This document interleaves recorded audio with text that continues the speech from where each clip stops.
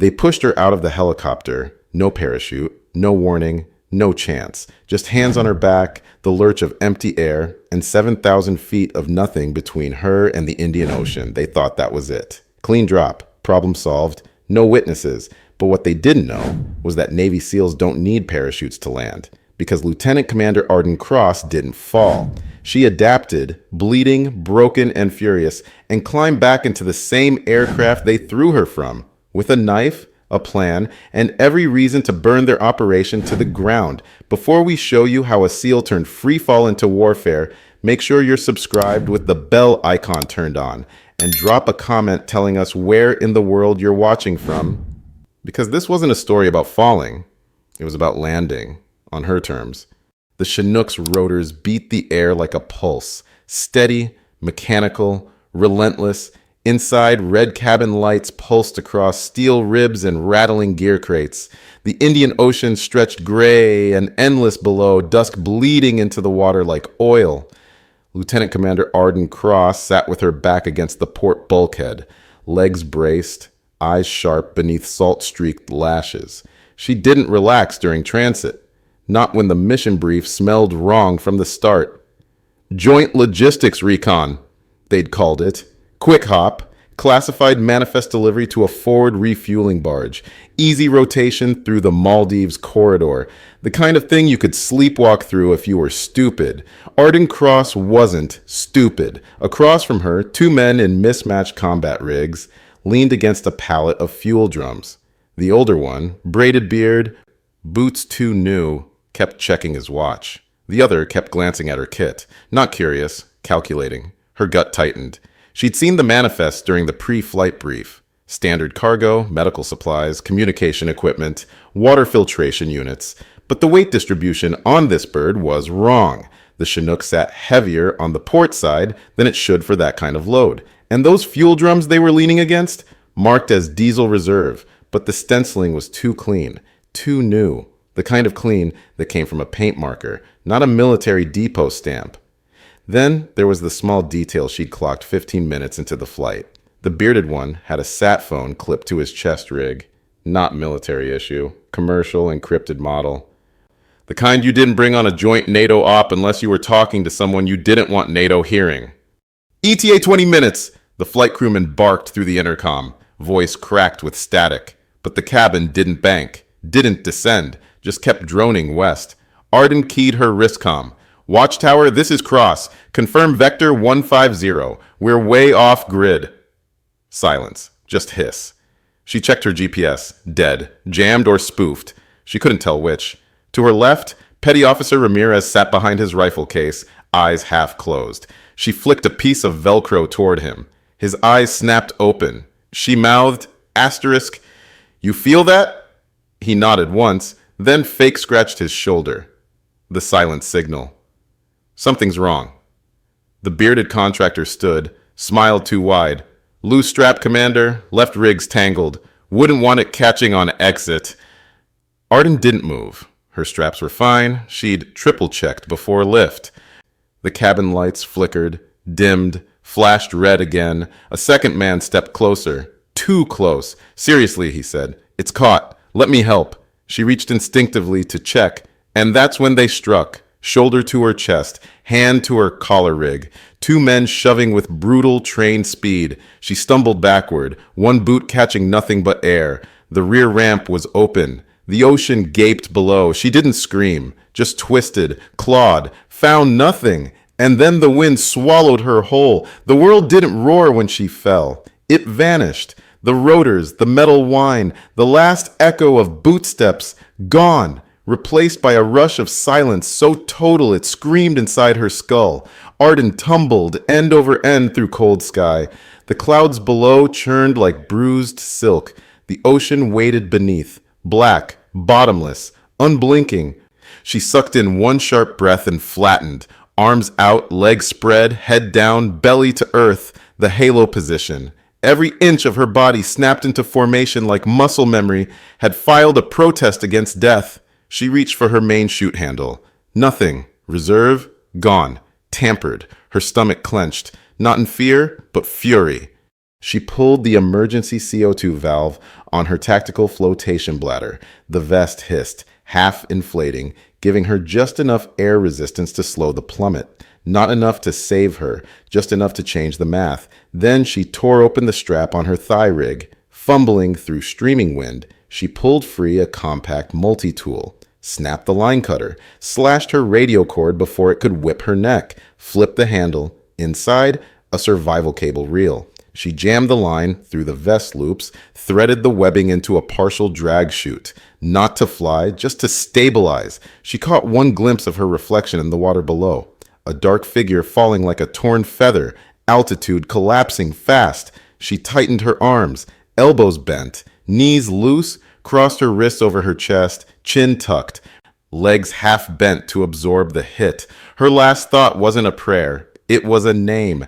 Asterisk Ramirez. Asterisk, if she lived, someone would pay for what he didn't see coming. Then, impact. Water slammed her like concrete. Her ribs screamed. Her shoulder wrenched. Her brain blurred into white noise as the sea swallowed her whole. She sank fast, limbs numb, vision flickering. Somewhere in the black, her lungs begged for air. Her legs kicked. She broke surface, coughing salt and blood gasping under the night sky. The helicopter was gone. No rotors, no lights, just silence. She floated alone, shivering in the ocean's iron grasp, blinking through starlight and sea spray. Still alive.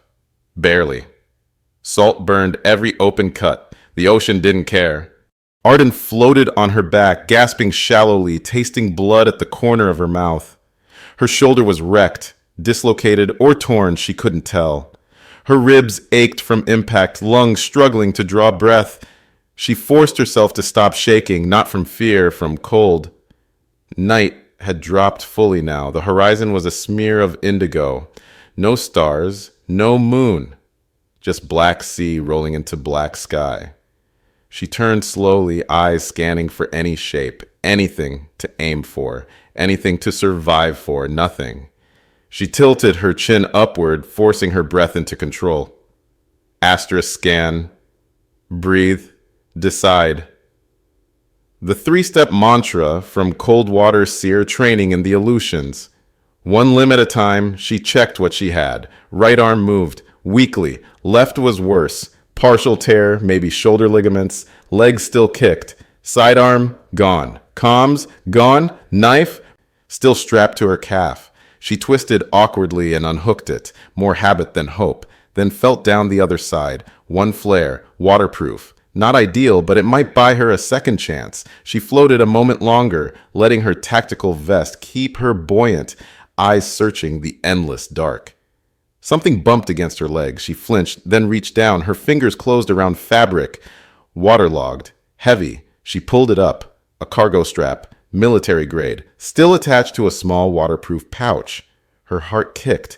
She knew this rig. It was hers, must have torn loose during the fall. She forced her numb fingers to work the clasp. Inside, her backup emergency beacon, still intact, and a folded tactical map she'd marked up during the mission brief. Water had seeped in, but the laminated surface had protected most of it. She held it up to the faint starlight. The route markings were still visible, and there, circled in red ink, her own handwriting from 2 days ago, was a notation she'd made. Platform Echo 7, Refuel Depot, verify status.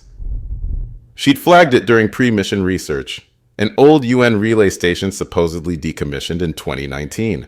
But someone had updated the corridor maps to mark it as active, and now she was staring at an orange light in that exact direction.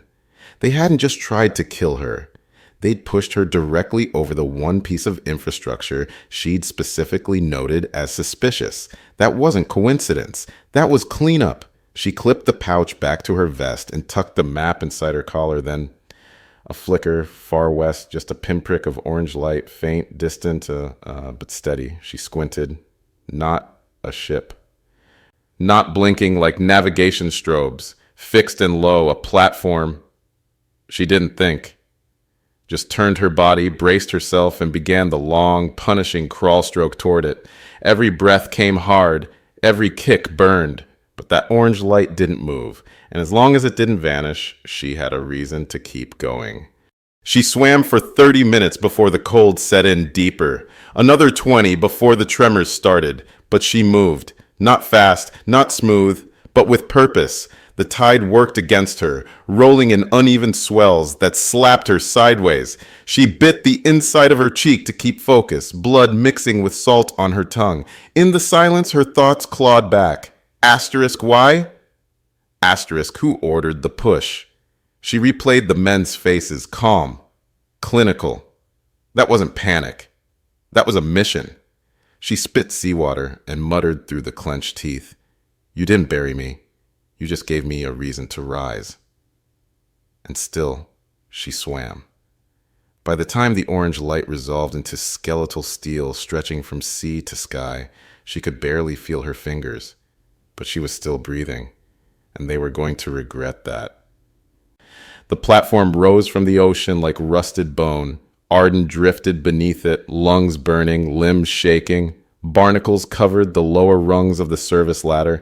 Diesel residue slicked the water's surface, faint, iridescent, wrong. She grabbed the first rung with numb fingers. Pain shot up her right arm, but she didn't let go, not when she was this close. Every pull was agony. Her shoulder screamed. Her boot slipped twice. She cursed under her breath, clawed higher, 10 rungs, 20, then finally, she hauled herself onto the lower maintenance deck and collapsed flat against the steel, panting, dripping seawater and blood onto faded yellow paint. No alarms, no footsteps, just the hum of a neglected generator deeper inside.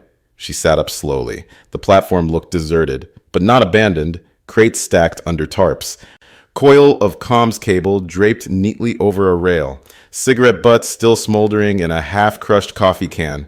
Too quiet, too tidy. She stood, wobbling slightly, and pulled the knife from her calf holster, slipped into the shadows between support columns, eyes scanning every corner. Then she saw it. An access door left ajar, faded paint barely legible. Asterisk deck, B, systems cabin. She limped toward it, pushed it open. Inside, racks of signal boosters, satellite modems, and a backup generator whining on its last legs.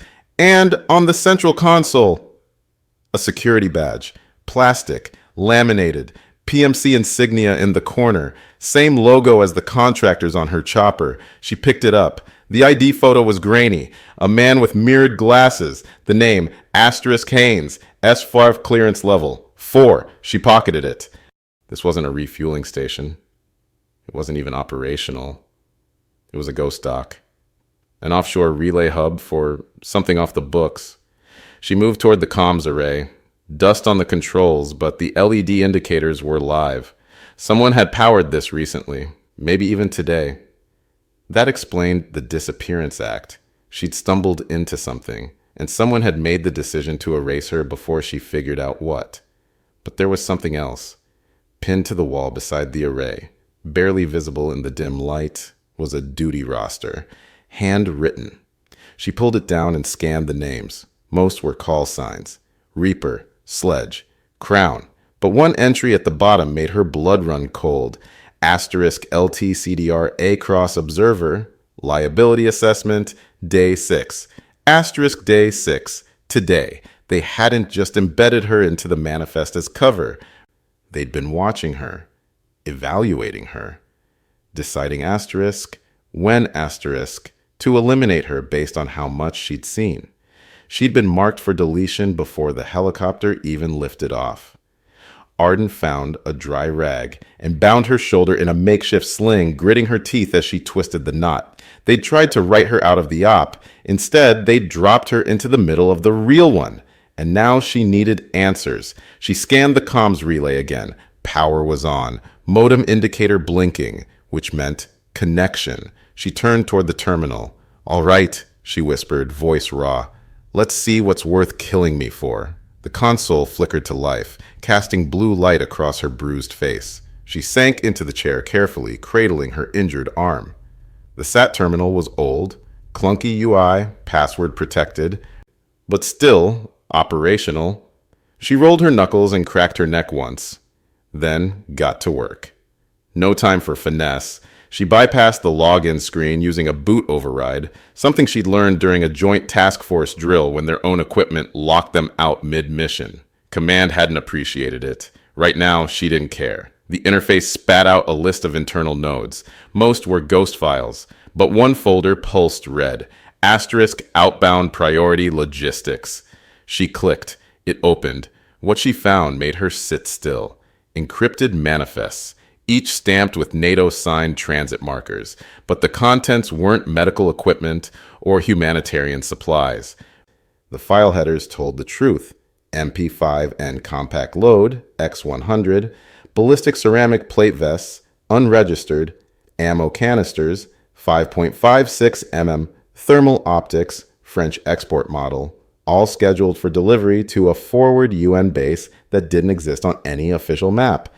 Her hands tightened. She recognized the shell company name tied to the shipments, Zeros Defense Solutions. She'd seen it buried in a redacted report last year, flagged in a corruption probe, a black market logistics firm masquerading as security consultants.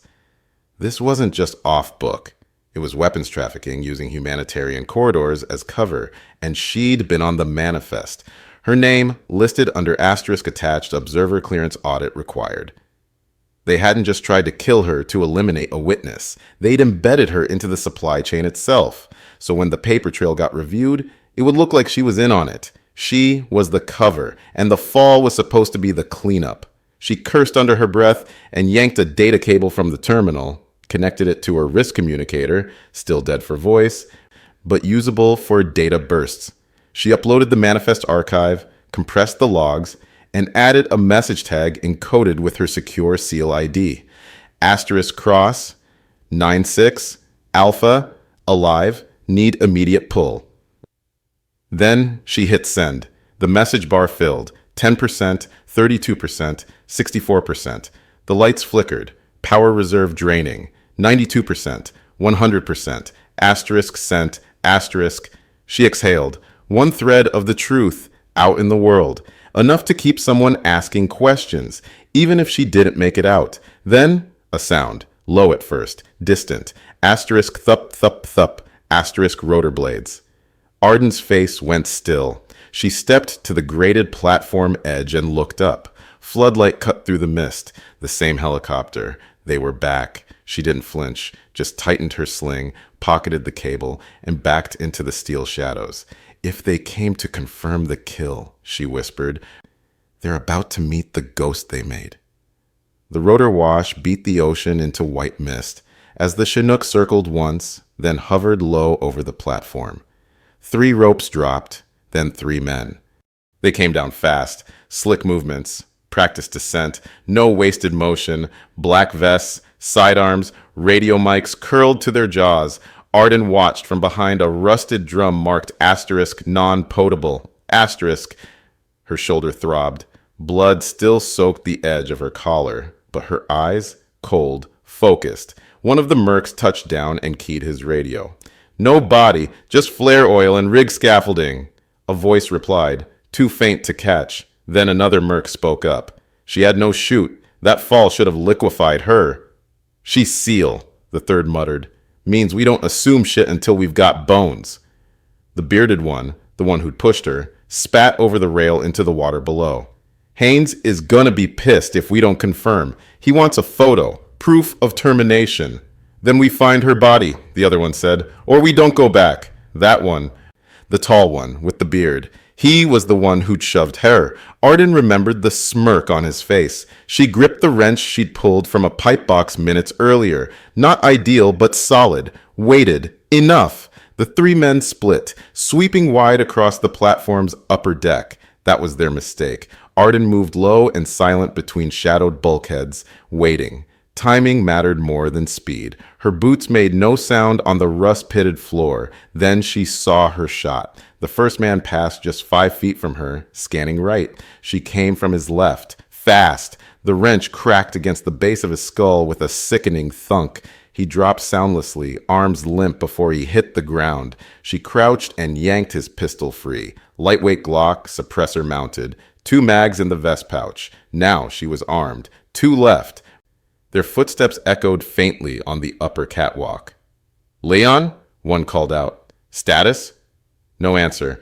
Arden ducked beneath a metal stairwell and moved toward the helipad corner. She knew this kind of platform well. Old UN engineering. She could picture the layout even in the dark.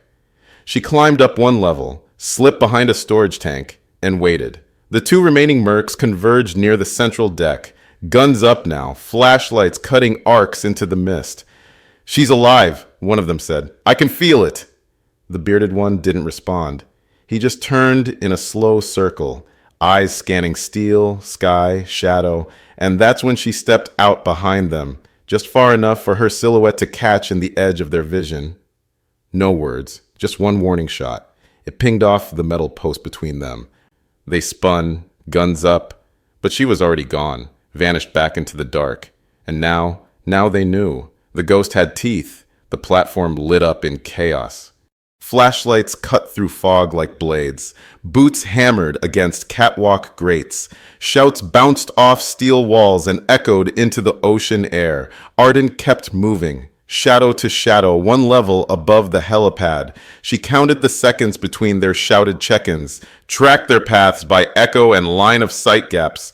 Her right arm throbbed, muscles trembling from the climb and the cold, but her mind was steady. One of the mercs passed beneath her, sweeping a light across the scaffold. The beam just missed her boots. He kept walking. Then she saw it, the winch. The Chinook still hovered above, tethered by a dangling rope ladder, swaying in the rotor blast. The extraction rig was lowered halfway, metal loop clinking against the helipad edge. They'd dropped it to pull their men out. She wasn't going to let them. But first, she needed distance. She pulled a fragment of comm wire from her vest pouch, crouched beside the generator inlet, and yanked a pressure valve loose. One spark, one overload, and asterisk foom, asterisk.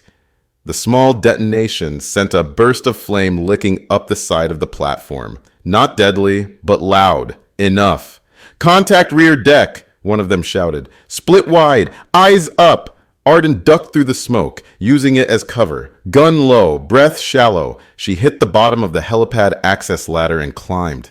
Every rung sent fresh pain through her ribs, but she didn't stop. Not after what they did. Not now. By the time she reached the top, the winch line was swinging wild. Still connected, still reachable. She didn't hesitate. She sprinted. The steel beneath her boots rattled from the rotor wash. The hook whipped sideways. She leapt and caught it. Fingers locked, legs wrapped. The line jerked upward. Below, one of the mercs saw her rising. "There, she's..." A second burst of flame cut off his voice. The fire from her sabotage had found the edge of a fuel drum. Not enough to explode, but enough to blind. She rose fast, body trailing smoke and mist, clinging to the cable like a lifeline.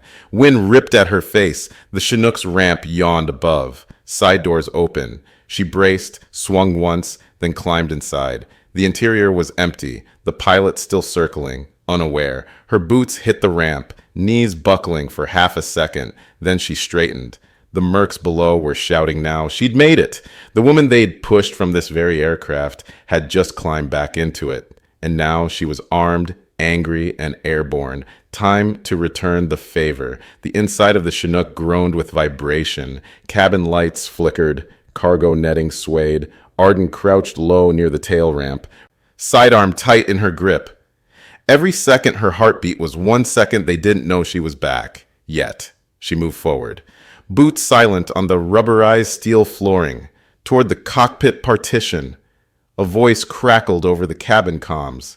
"Extraction line's been cut. Confirmed secondary burn at fuel crate. Pull out now." She opened the side door quietly. There, front left, the pilot. Same man who'd watched her fall. His headset crackled with incoming chatter. "We've lost visual on all 3 assets. Do not land. Get her in the air and out of sight." He reached to respond. Too late. Arden yanked him backward with a sharp elbow to the temple. He slumped sideways in his seat. Not dead, not yet, but unconscious.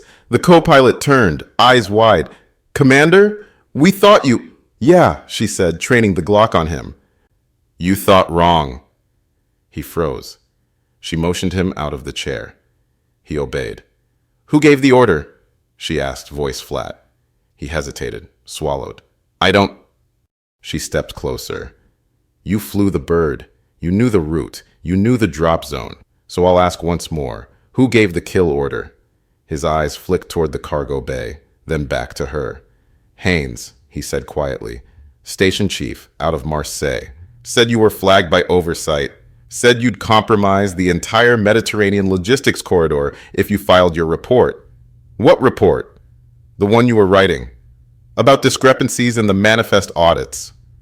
Arden's jaw tightened. She had been drafting a report 3 days ago. Routine audit findings. Supply weight inconsistencies across 6 NATO convoys. Nothing conclusive yet. Just questions. Enough questions to get her killed. Where's Haynes now? Djibouti, waiting for confirmation. She smiled coldly. He's going to get it. She shoved him toward the emergency restraint bench and zip-tied his wrists with comm cable. The other merc from earlier, the bearded one who'd pushed her, lay unconscious in the back, still bleeding from the fire burst on the platform. 2 down. She toggled the primary flight comm and switched channels.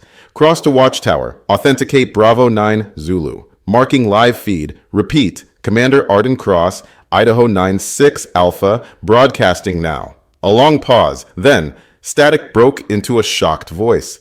Commander Cross, we had you KIA. Your bird went dark. What the hell happened? I happened, she said flatly. Sending coordinates. You'll want to scramble a retrieval team and an intel unit. She transmitted the platform's location, plus her cached data logs from earlier. Copy that, team en route. ETA 12 minutes. Stay put. But Arden wasn't done. She grabbed a cargo strap from the rig wall and looped it around the merc's ankles, dragged his unconscious body toward the rear ramp just as the platform began to recede below them in the haze. Then she keyed her mic once more. Watchtower. Tell command I'm leaving 2 gifts on the landing deck, zip-tied and breathing. Brief them fast. The Chinook circled low. Arden lowered the winch. One by one, she dropped them. Not as corpses, just reminders. The men who thought she fell, they were now the ones grounded. As the bird banked back toward open airspace, NATO interceptors pinged into radar range, and Arden Cross, bloody breathing calm, finally sat down and let the wind from the cabin door hit her face. She hadn't fallen. She'd landed. The desert landing pad outside Djibouti's Joint Operations Outpost wasn't built for drama, just dust, heat, and protocol. But when the Chinook dropped out of the sky that morning, blades churning the air into sandstorms, every uniform in range turned toward the flight line. They weren't expecting anyone, certainly not her. Arden stepped off the bird barefoot. Her combat boots were long gone, left somewhere between a dead platform and the ocean she shouldn't have survived. Her vest was torn, her left shoulder wrapped in gauze from the medic on board, but she stood tall. A major in digital camo jogged forward, tablet in hand, confusion etched across his face. Lieutenant Commander Cross, we had you down as KIA. Tell command their manifest was compromised, she said calmly, reaching into her cargo pocket. These were the ones behind it. She handed over a flash drive, sealed, encrypted, then nodded toward the Chinook, where 2 men now lay restrained in the cargo bay under guard. They tried to erase me to protect a smuggling chain. They missed.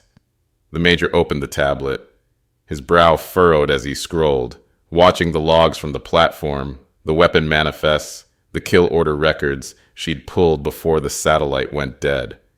This goes all the way back to Marseille. These contractors had NATO clearance. Arden looked him dead in the eye. They don't anymore.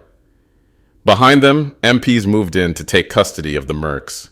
The bearded one groaned as he was hauled onto the tarmac, wrists zip-tied, face bloodied and sunburnt. He saw her. She didn't flinch, didn't even acknowledge him, just turned back to the major. Tell your intel chief I want a secure debriefing room and a comms window to Norfolk. My CO will want to hear this firsthand. The major nodded quickly. Yes, ma'am. And get me new boots, she added. Size 8. We're not done walking. He blinked once, then turned to bark orders. A sergeant approached from the operations tent, tablet extended.